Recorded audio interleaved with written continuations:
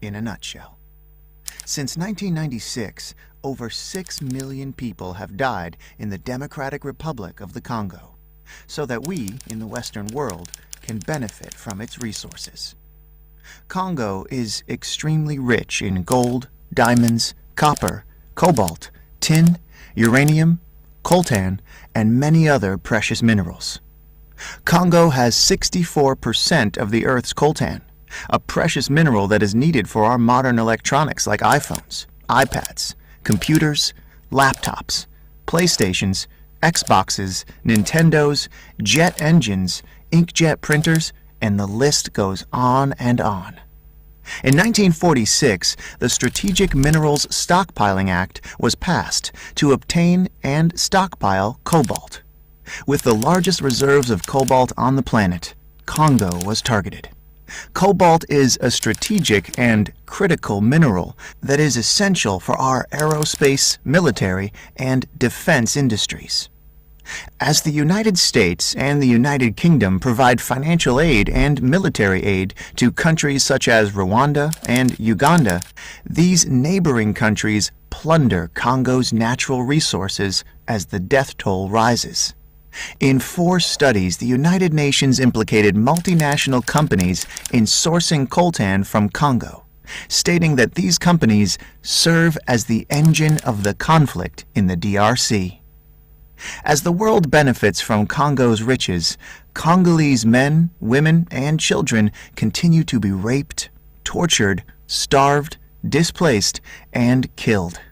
In 2010, a leaked United Nations report cited crimes of genocide may have been committed by the Rwandan troops. There is very little media coverage on what is actually happening in Congo.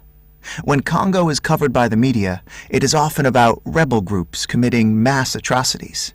What these reports do not cover are the funding, training, and the arming of these rebel groups by foreign governments. Nothing is ever mentioned about the Western-backed coups, wars, assassinations, or the involvement of foreign corporations in the looting of Congo. 48 women are raped every hour. Millions are displaced. Over 6 million dead.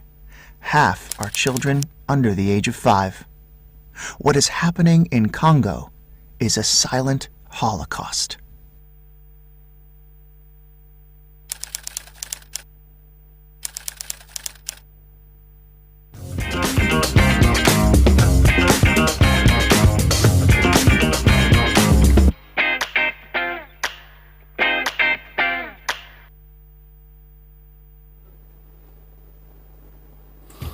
Well, hello and welcome to another edition of Wednesday Paalaver. This week, precisely on Monday, we began observing the Congo Week. This observation is very, very important for us on the continent of Africa. And we recall that it was Osajifo Dr. Kwame Nkrumah, founder of the Republic of Modern Ghana, who first described the Congo as the heart of Africa. Now, the Congo is undoubtedly the heart of Africa because it has enormous resources that, if properly exploited for the benefit of the African people, many of the problems confronting the African homeland would be solved. Unfortunately, for hundreds of years, the Congo has been exploited by all kinds of forces under classical colonialism, through a period of neocolonialism, and intensified capitalist exploitation. The Congo has been visited with wars of all kinds, one dictator after the other, and so on. And today, the Congo is in crisis. As part of our effort to observe Congo Week, today on Wednesday Paalaver, we are going to be led in discussions of the crisis in the Congo by none other than our own friend and comrade, Kambale Masavuli, who is an analyst with the Center for Research on the Congo. It is my pleasure to welcome him to the podium. Can we welcome him with a round of applause?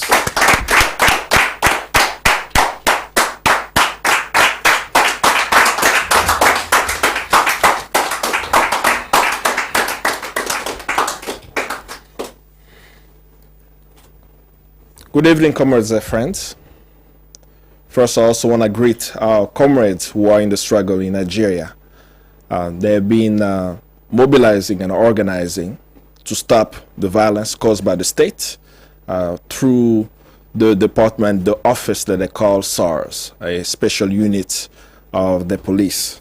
In the Congo, we stand in solidarity with them as they demonstrated what Pan-Africanism means and what solidarity means. While they were mobilizing to end SARS, I was pleasantly surprised to see Nigerians online bringing up other issues on the African continent.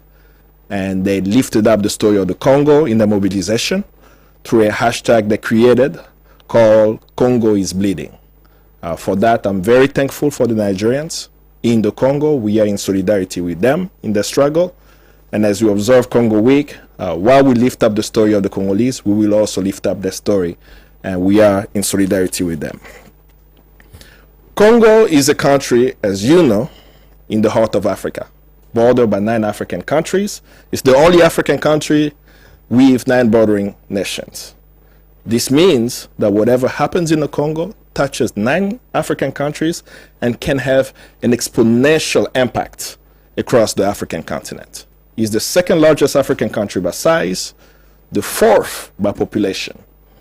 Half of its population is under the age of 18, and we have a population of 81 million people. That shows you the potential of that energy, of that youth energy in the Congo to transform that country.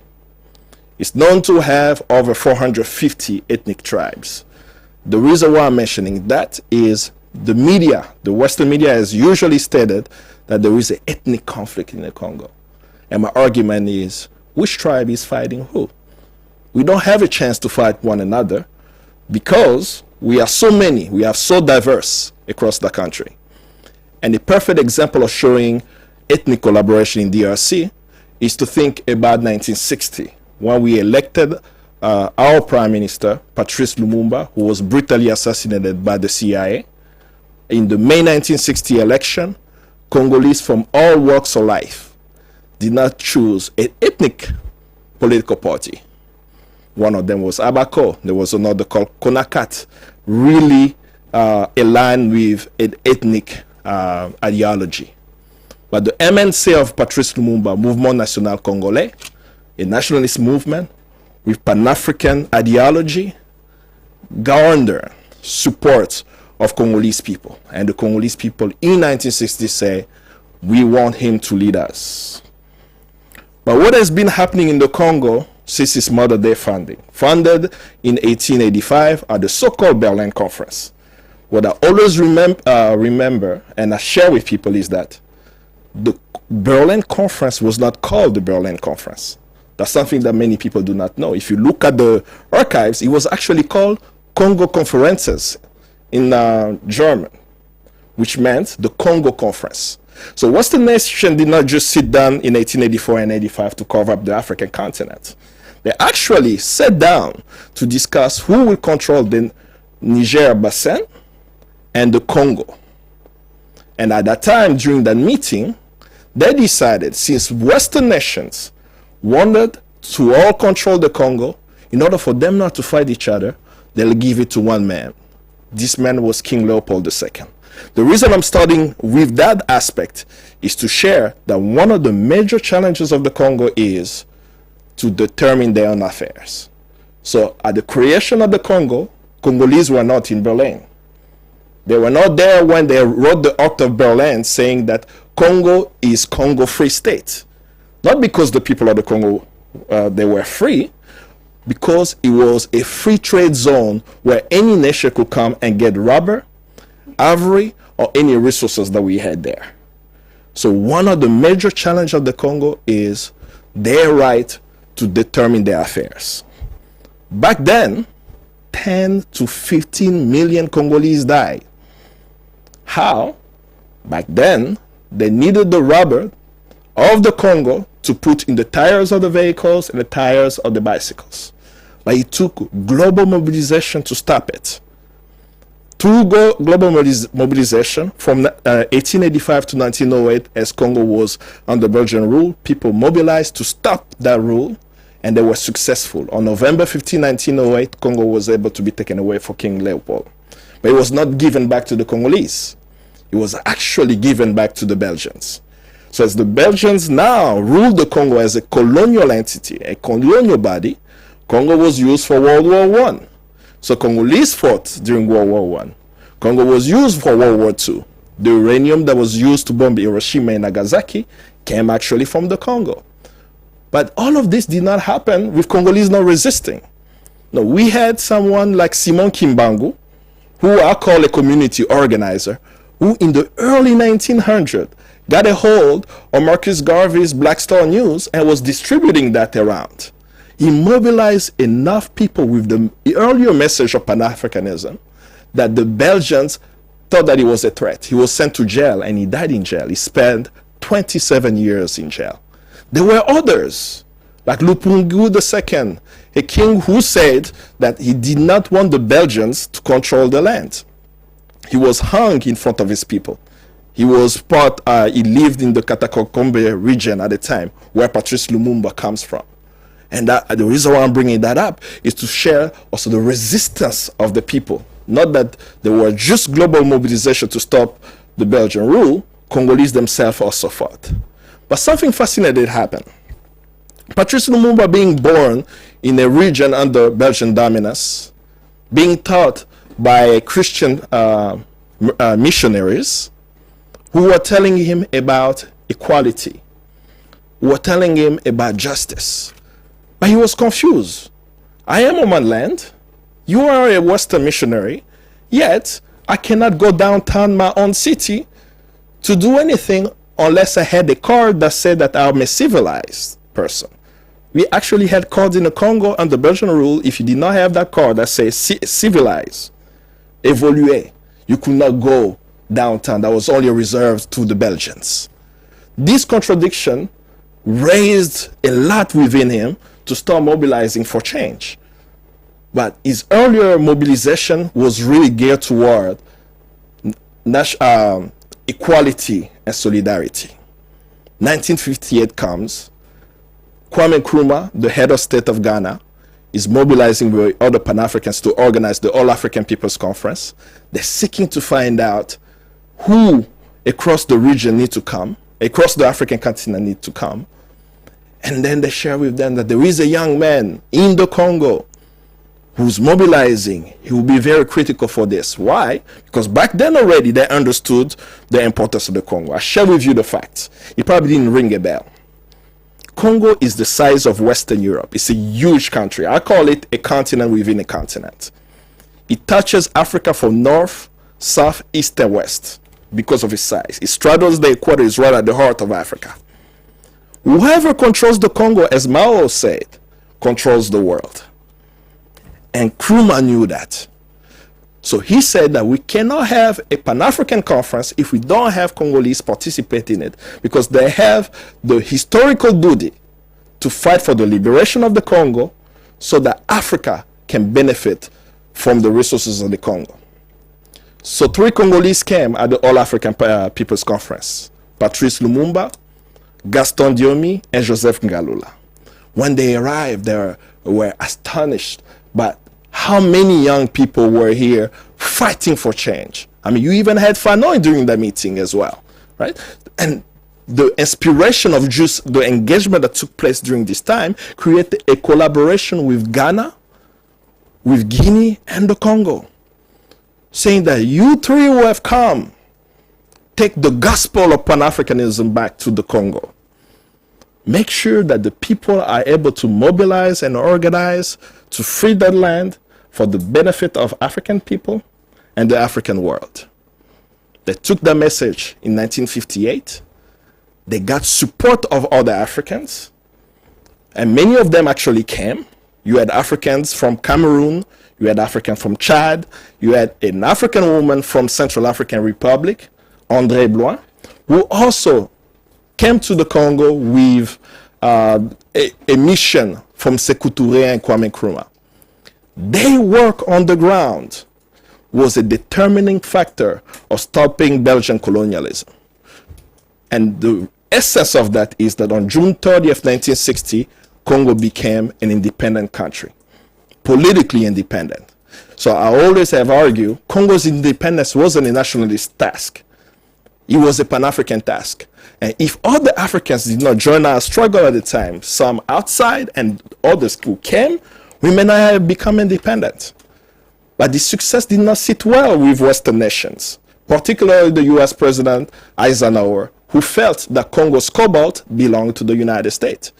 So in July of 1960, in the National Security Council meeting at the White House, he said, we must eliminate Lumumba. This is actually in the State Department archives of the NSC.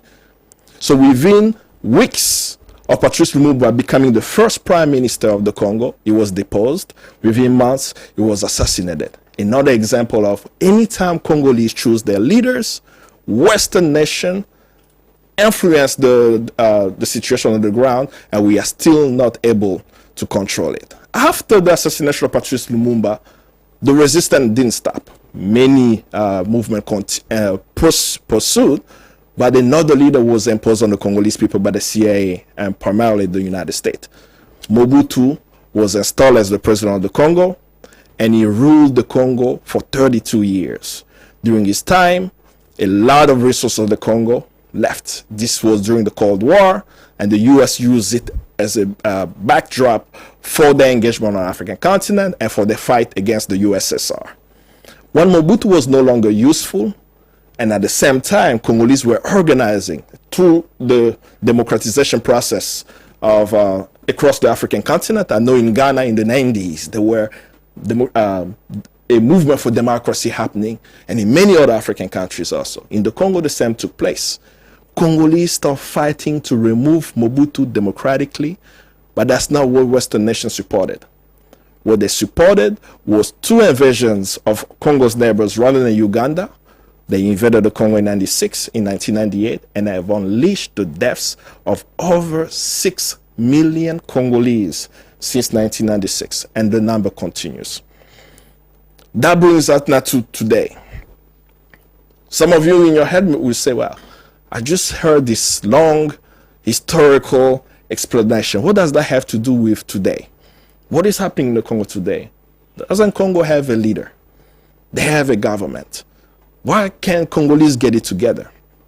Kwame Nkrumah said it very well in his book, Challenge of the Congo. Congo's challenges are both internal and external. It requires for the liberation of the Congo, just for during the independence, that we have an internal solution and an external solution. And Congolese have 5 forces against them. That's the way to think about the challenge that they face. And what are these forces? The first force that the Congolese have to overcome to control their country is their local elite, the indigenous bourgeoisie. It's no more than 10,000 of them. Some of them are in government, some of them are in business, and so on. They are the neo-colonial agents of today who are making sure that Congolese cannot choose their own leaders, and they are imposing themselves on the people using the instrument of violence, be it the military or the police, to squash any spirits of Congolese rising up. And we saw it. Young Congolese on January 19th, 2015, rose up. They demanded that a law the Congolese government was going to pass not be passed. They took it to the streets, and they stopped a city of 15 million people in the Telema uprising. But they paid a huge price. 400 young Congolese were killed. Do you know why I know it's 400 young Congolese were killed? Because after January of 2015, in March, a mass grave was found in the capital city of 400 bodies. The government has refused to investigate and say that these are fetuses of babies from the morgue in the hospitals and dead bodies that no one has claimed in different morgues across the country. We know those are the young Congolese who stood against the regime, and many of them have continued to stand against the regime. Many of them have died. Rossi Chimanga, you have Luc Kulula, you have Thérèse Kapangala, and many more young Congolese have died saying that we want to choose their affairs, but they are facing the brutal force of the local elite. The second force that's against the Congolese is the neighboring countries. Particularly right now is Rwanda and Uganda, as I shared, when we invaded the Congo twice in 96 and 98 and have caused the death of over 6 million dealers. But why is Rwanda and Uganda in the Congo? They're just neo-colonial agents of the West. Congo has minerals that the world needs. In 1996, coltan is found. There is a boom in technology. People now have these new cell phones. You don't have to carry this big cell phone that used to exist. New development in technology. And Congo holds 64 to 80% of the world reserve of coltan. During that time, as Congolese mobilized to topple Mobutu and the US supporting the toppling of Mobutu military by Congo's neighbors, coltan was being exploited. So the illegal pilfering of Congo's resources from 1996 to now has been done to keep the cost of the minerals low, because you are selling it in the black market, you are selling it illegally, and the Congolese don't even benefit from the exploitation. While to get access to it, these minerals are actually on land where people live. So if people live there, you have to get it. What needs to happen? You have to massacre them from the land. You have to displace them from the land so you can get access to the land. And that's what has unfolded. That's the second force. The neo-colonial agents of the West, Congo's neighbors, Rwanda and Uganda. The third force against the Congolese are the multinational corporations. These corporations have gotten access to Congo during the conflict, buying mines pretty much at a penny to $1. You will have companies such as Banro, who got a mine where they have 99% royalties. Not because I say it, because they actually put it on their own website that they own the Congo gold mine at 99%. That's the Twangiza mine. After the multinational corporations, the fourth force, you have the fifth force, the fourth force actually, which is the multilateral institutions, the World Bank and the IMF. And even the United Nations, you can point that out. I will explain why I say that. The World Bank and IMF have written the forestry law of the Congo, the mining laws of the Congo. Some of the most outrageous thing that happened in not the current revised mine is that some of the corporations could own the land of the Congo from the surface to the magma. And Congo has no control over the land. And of course, this law has been revised a bit. And for the United Nations, we have a situation where countries at the Security Council of the United Nations have been directly implicated in the conflict, that any time a call for accountability comes, they stop it. So when you see these forces, you see the Congolese are in the middle. When they want to fight the local elite, the neighboring countries come. When they turn their back to try to fight the neighboring countries, you have the corporations that comes.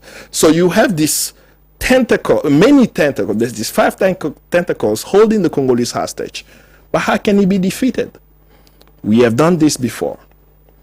We must make the Congo movement as important today as the Free South Africa movement was yesterday.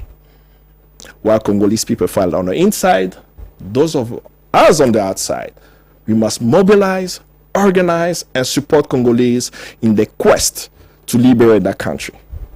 Why? To bring that to a close, why is this important?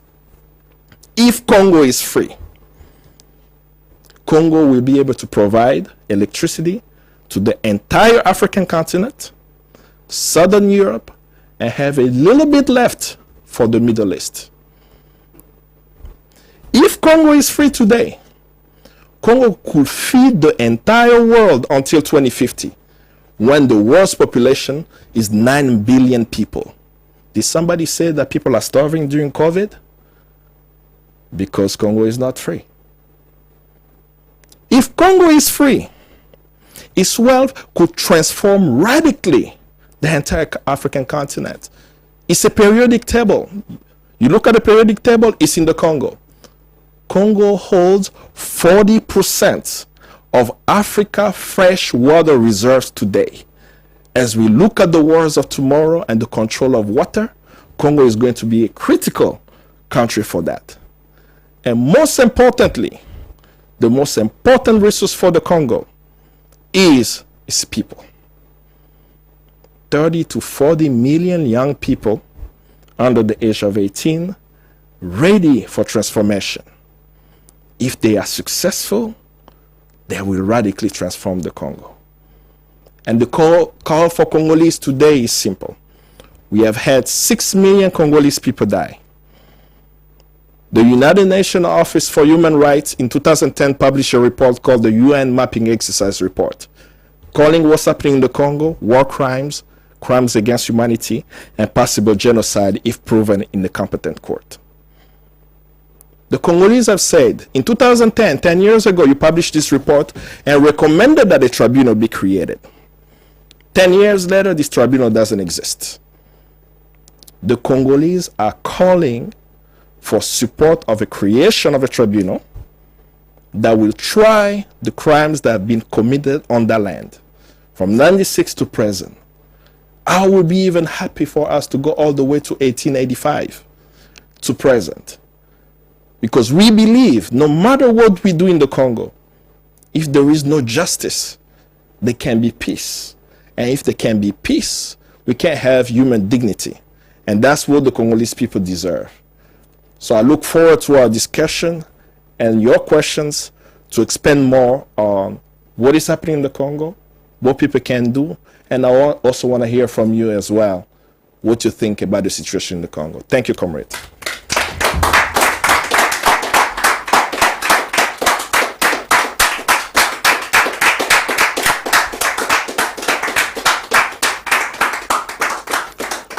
Well, that's an eye-opener on the situation in the Congo. And as usual, we are going to take some questions, going to take some comments and so on from our studio audience. And thereafter, we're going to go on our Facebook page and also on our WhatsApp platform and take messages from all of you who are watching us on the various social media platforms and also from your homes. So can I see by show of hand those in the studio who have questions and comments, questions to ask and comments to make? Questions to ask and comments to make. I can count 4. So we're going to do it this way. We're going to start from here and then to there. But also very careful about what has been happening over in Congo. And Nkrumah lamented so much on, how do you call it, the assassination of Patrice Lumumba. It was also in October that She was killed, you know. So October has proven to show. And then a year after he met with She, Nkrumah himself was overthrown, backed by CIA. It was the CIA who killed Patrice Lumumba, you know. So there's also a global campaign to make October, how do you call it, a month to move people, to draw people's awareness on imperialism, you know.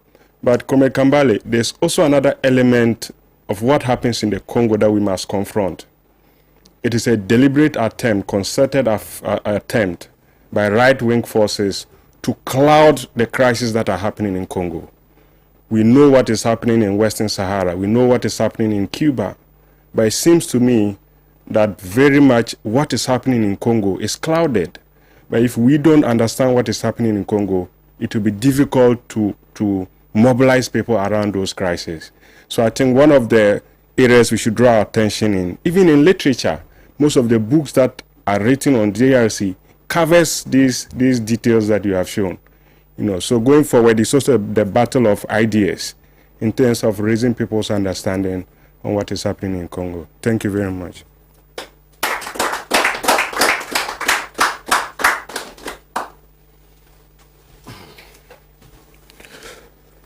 Thank you, Comrade Kambale. I think what you have said this evening tells us that the white, or let's say the imperialist forces, are doing a great harm to Africa. I will call on all youth of Africa to work towards liberating themselves from all the struggles, and especially that of the Congo. But you mentioned that there was a UN report that suggested or recommended that there should be a public tribunal. I wish to find out what your view is, or what you have heard that has hindered this tribunal from being established or being set up. And also, you mentioned some countries, border countries that are working as puppets for the West. And significant among them was Rwanda. And for us young people today around Africa and the world, we believe that Paul Kagame has become an icon that most of us look up to in one way or the other. So hearing this, I'm a bit surprised that he has not been able to do anything to clear this image or this dent that is on the country and himself. And I wish to know what you know about Kagame, the effort he's making towards this particular move. Before I sit down, I once again want to call on the youth of Africa. I think that Africa is being deprived of what we really have. It's being taken away from us, and the fact is that the education system that we have is not helping. And I wish that before you leave here, we will be able to put together something that will help us send this message across the continent, so that youth will start mobilizing and organizing around all the struggles that Africans are facing. Thank you.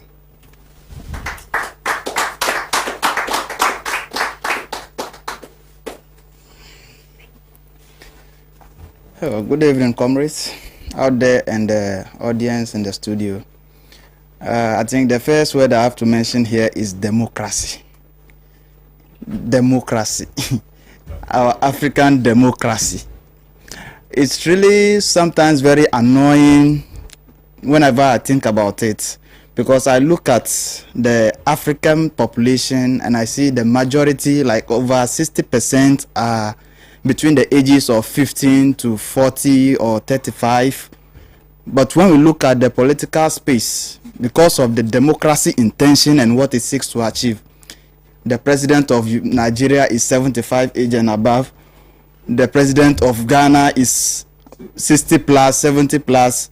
They are the ones controlling us. And because they are still holding those positions, it has made it so obvious to the youth growing up that as long as you are young, you shouldn't have aspiration to enter into the political space. But then the happenings around the world and around Africa at the moment is proven to be very instrumental.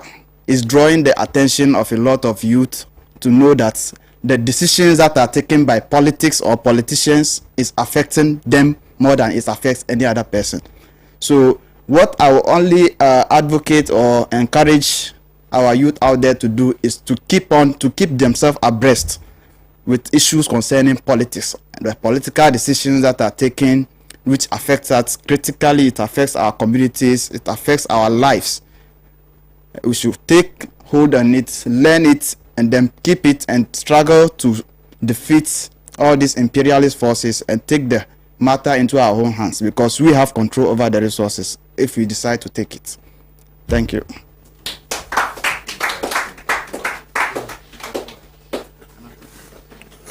Good evening, fellow. We wish to thank you so much for what you've said so far about Congo. I remember very well when Lumumba, I was not grown, but in Ghana, Ghanaians felt so sad that there was a song created that was made. I remember in that song they mentioned a name like Kasavuvu, I don't know, and Chombe, if I'm not mistaken. So I just want to find out what role did Kasavuvu and this Chombe played. They were also executed, I think so. So I want to find out the role that Chombe and Kasavuvu played during those era, during the coup era, before they were. Thank you very much.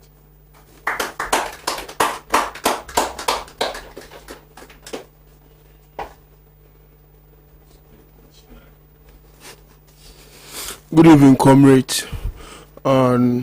It's really sad in this 21st century that Africans have been stripped naked whereby the West are pointing hands on Africa, mocking us as if we are not humans, all because of what? Bad leadership.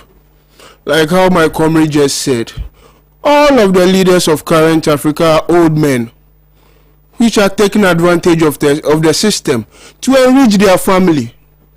Example is just the president of Ghana. And I'll use this platform also to solidarize with the Nigerian youth, which are still pushing the who with their shoulders. And I'll encourage them to stand firm on their grounds, to fight harder and harder. And I wish Congo youth to also organize themselves to also fight the system over there. Because what's happening in Congo is really, really, really sad.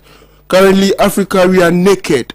A royal naked, which are being turned into a laughing stock. And all African youth should grind up and to fight the oppressed. Because we are all up. We should rather fight the system. Because we are currently oppressed. Thank you very much.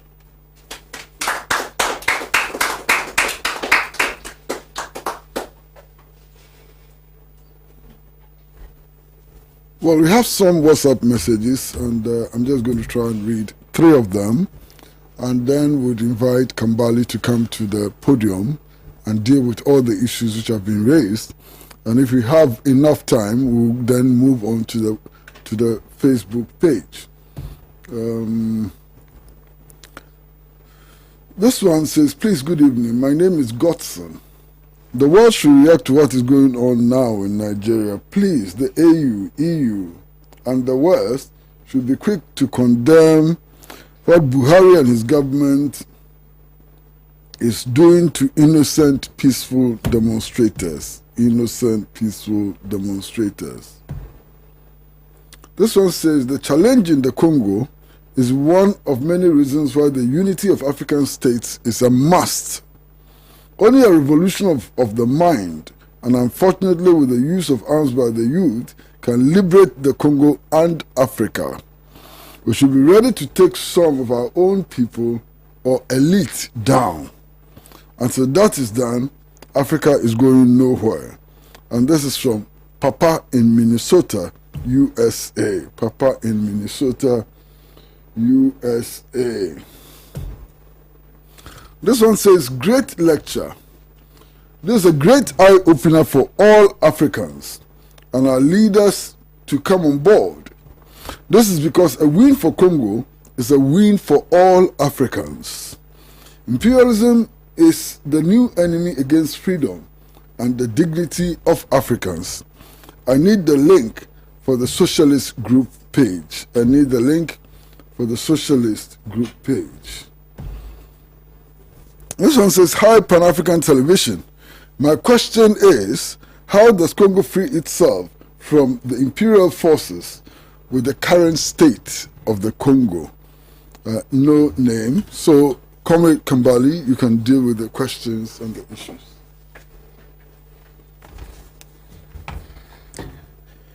Comrade, that would do a disservice to the Congolese if we leave this room thinking that this case or this situation is hopeless. It's a humongous task to do, and nothing can be done. The truth is, as I share with you, Congolese are organizing and mobilizing. And I share with you how a group of young Congolese faced the brutal states in 2015, in 2018, in 2019, and continue to face a brutal regime, yet they are still rising. The challenge is not just internal, as I share, it's also external. So while I'm starting with the last question, how can this be done, is we need to be in solidarity with the Congolese in the struggle. First, people don't even know what's happening in the Congo. So I always say education, mobilization, and support. Can you make Congo part of your last sentence?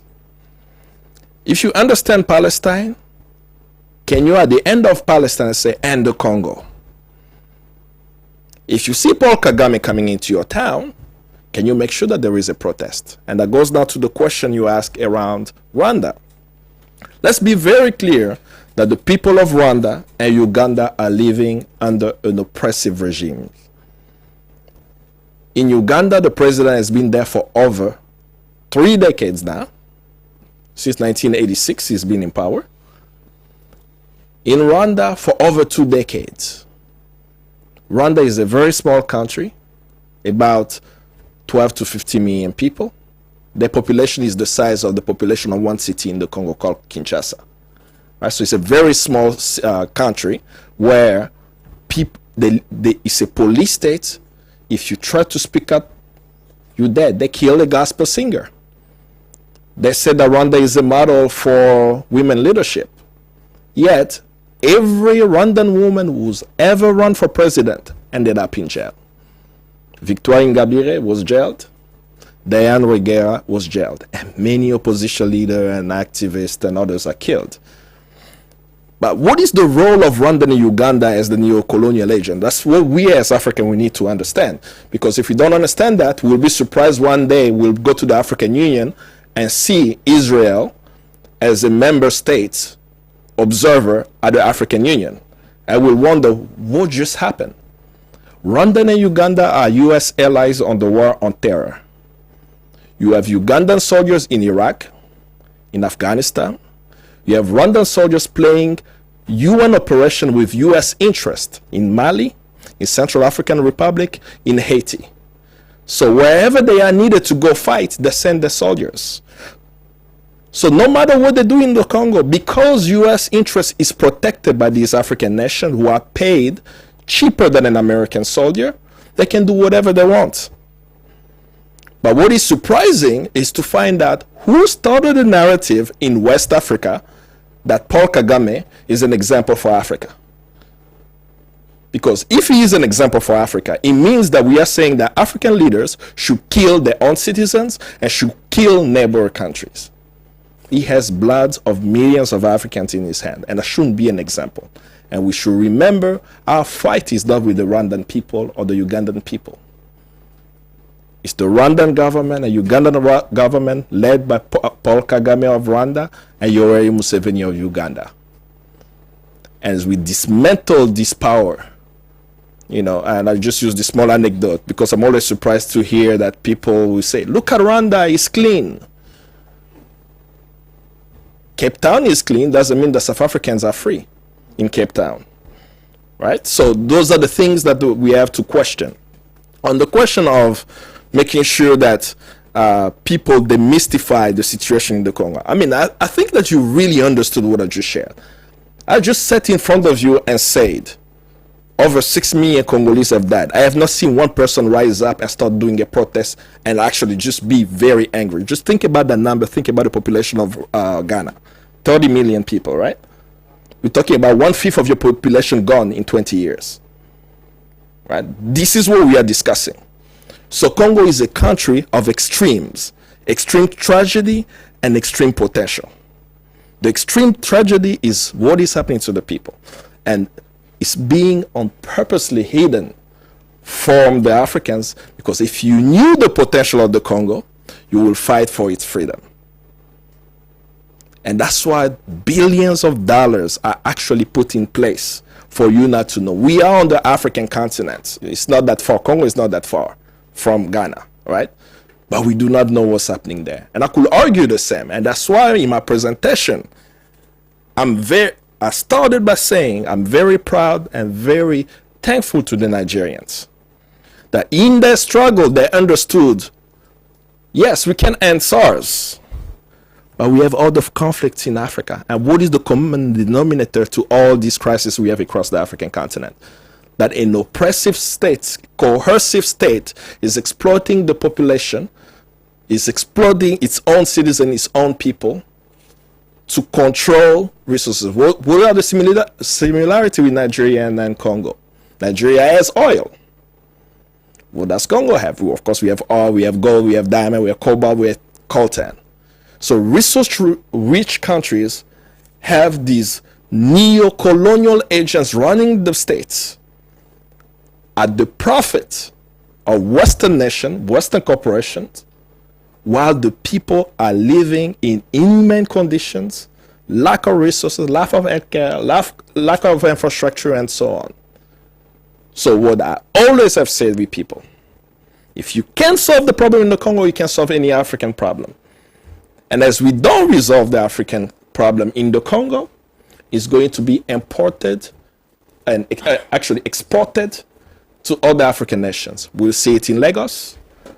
We'll see it in in Ghana in the north. We'll see it in Cote d'Ivoire. We'll see it in Guinea. It'll continue to happen on over and over again across the African continent. And that's why I'm from the perspective that Congo solution is a Pan-African solution. Congolese on the daily basis are fighting. There are so many stories of I've even share with you names of our Congolese heroes who have died. I'm not talking about Patrice Lumumba, because as we stay even in history, we talk about Patrice Lumumba, we forget that we have Patrice Lumumbas right now to find out who are the Congolese who are fighting and how can we bring some support to them. And the last thing I would say is it is time to have a Congo solidarity campaign in Ghana, so that Congolese, as they're fighting, they are not feeling that they are alone. They know that they have allies around the world. They know they have allies in the country of Kwame Nkrumah, who in 1958 knew it was important for Congolese to be here. And when they came here, they were inspired to transform the Congo. Though they killed Patrice Lumumba, they cannot exterminate his ideas. His ideals, what he stood for, still live in Congolese people. Thank you.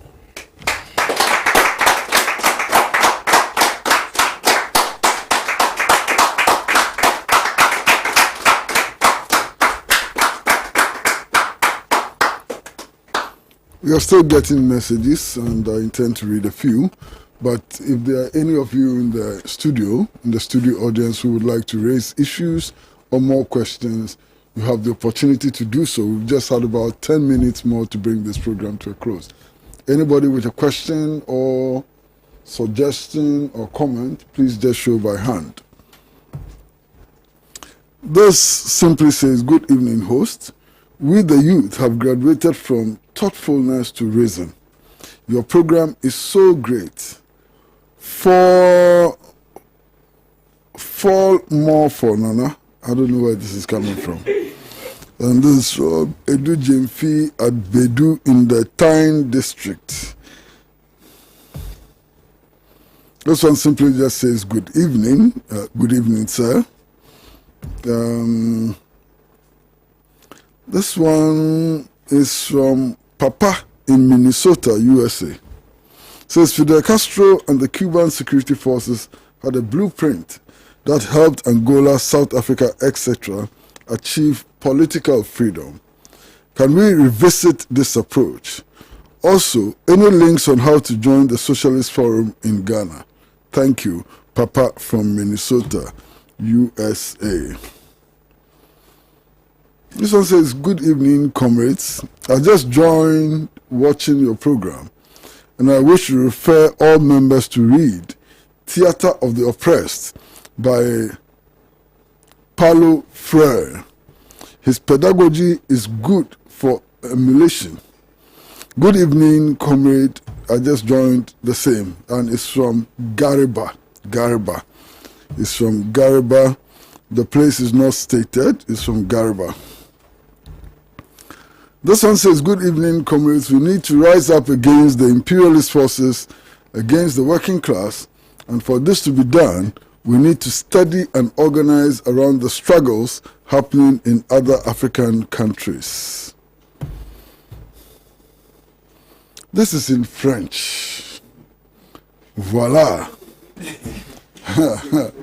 This is in French, and it's a challenge.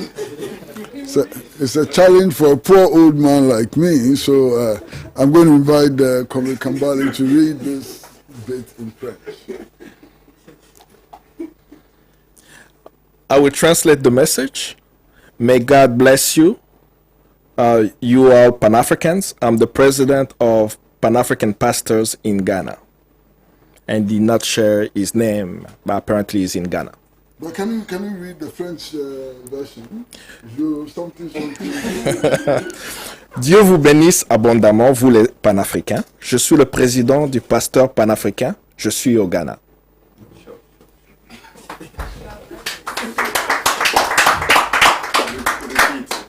Monsieur,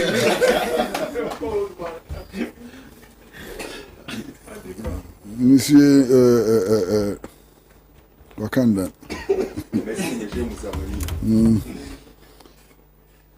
Merci beaucoup, Monsieur. Thank you very, very much. And so these are the messages, and time is really running out. So we'd like to invite Comrade Kambale to give his closing remarks. But just before then, I'd like to say that this afternoon, the Socialist Forum of Ghana issued a very, very strong statement on the unfolding situation in Nigeria.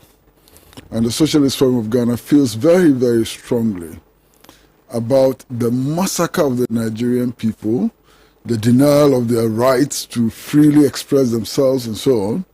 And we are in full solidarity with the young people of Nigeria fighting for change. And we recommend very, very strongly that they need to develop an organizational focal point and to state very clearly the demands that they are making and so on. And also we'd like to remind them that the problem is capitalism. Comrade.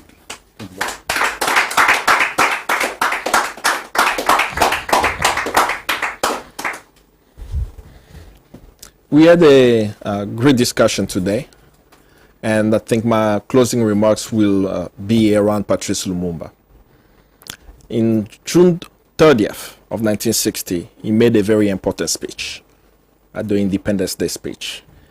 The speech was written by André Blois from Central African Republic, a Pan-African organizer who was in the Congo working with the Pan-Africans inside.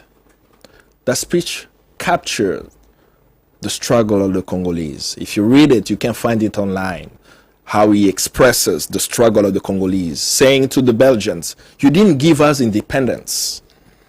We fought for our independence. With sweat, blood, and tears. We faced Belgian paratroopers on 4th January 1959, where 200 Congolese were shot dead in the capital city of Kinshasa. No, we organized to gain it. So it wasn't something just given to us. We took it. And reminded the Congolese during the speech what we need to do to transform the country. That's a speech that I recommend everyone to read to understand where our aspirations as Congolese people are for the transformation of our country. The second one that you should also look at is his last letter to his wife. Fascinating. I've read it many times. Now think about, you know that you're about to die, and you have to send a letter to your wife. And you probably mention her in the letter twice. My dear Pauline. This was a message to all Congolese. He warned us the same way Che Guevara warned us about the neo-colonial agent when it came to the Congo. If you ever read Che's book on the Congo, his diary on the Congo, please read it. Right? Lumumba also warned us before Che. He spoke about how our brothers and sisters are corrupted by Western agents, but still say in the end of the letter, do not weep for me, my dear companion. I know that my people will fight for their liberation. And Che in his book says, because he came to the Congo fighting with Congolese fighters, unfortunately connected with Laurent Kabila, the father of the former Kabila. Very important book to understand the context. Che met Kabila, saw how he didn't have militant discipline, very indisciplined actually, right? And he says, if the leaders of the Congo are like Laurent Kabila, Congo will be in bondage for another 100 years. That's what Che said. What did the United States do? Take Kabila, put him as the head of the rebellion, as the face of the rebellion in 96, while Rwanda and Uganda were behind. So both Che and Lumumba told the Congolese what to watch out for, that we will have these neo-colonial agents, and told us also not to give up our fight. As we are celebrating Congo Week today, around the world, and here in Ghana, the message is simple. In our lifetime, Congo will be free. In order for Congo to be free, we must join the call to break the silence with the Congolese. We must mobilize, organize with them, so that when Congo is free, you can come to the Congo. Please take your paper. Write this date. Very important date for you to know. July 13, 2031. Each one of you is invited in the Congo. It's my 50th birthday. I want you to picture this. We are on the Congo River, on a boat called Kimpavinta. Music, Congolese music that you all love, is playing in the background. We're eating plantains. You will bring your banku and tilapia, and we'll eat our pundu, fufu, and others, right, from the Congo. We will go around seeing Congolese across the Congo River living in peace and dignity. And remember that in 2020, in Ghana, a guy so hopeful told you that you are invited to a peaceful Congo on July 30, 2031, and it happened on the Kimpavinta boat on the Congo River in the peaceful Congo that will transform Africa. That's my last message for today. Thank you, comrades. Viva Congo, viva! Viva! Viva Congo, viva! Viva! Viva Nigeria, viva! Viva! Abbas imperialism, Abbas! Abash!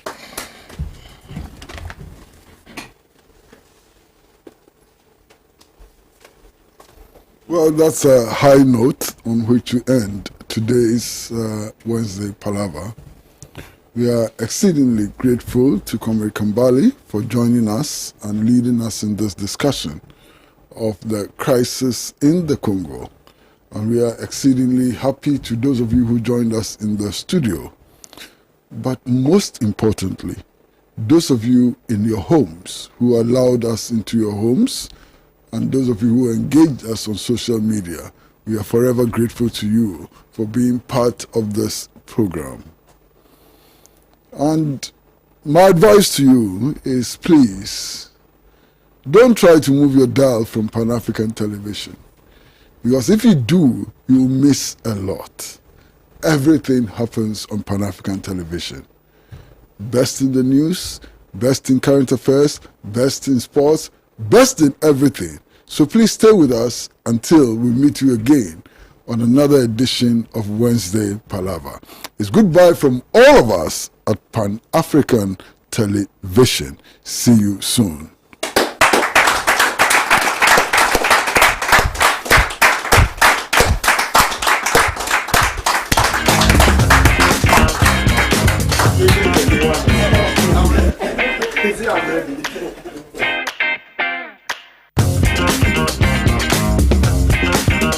Crisis, in a nutshell.